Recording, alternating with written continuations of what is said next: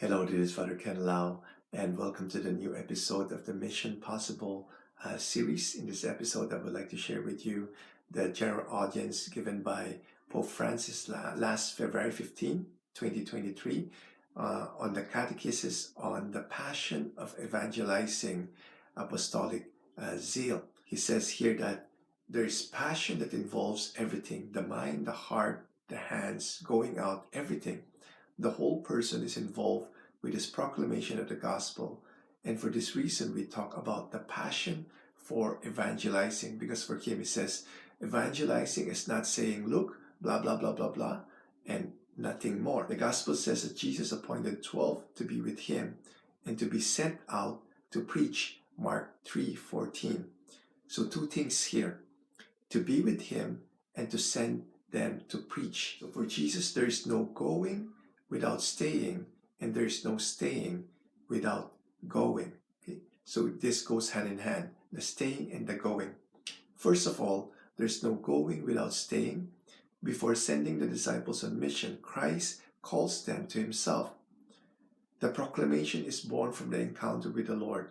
Every Christian activity, especially the mission, begins from there, not from what is learned in an academy. Okay? So people who are evangelizing, they must first have that encounter with the Lord. Witnessing him, in fact, means radiating him.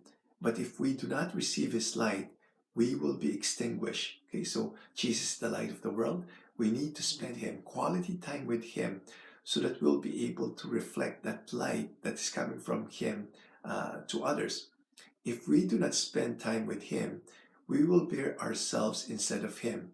I'm bringing myself and not him, and it will all be in vain. So only the person who remains with him can bring the gospel of Jesus.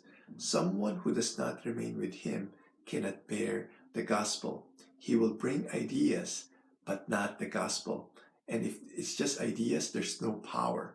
There's power in the gospel of Christ.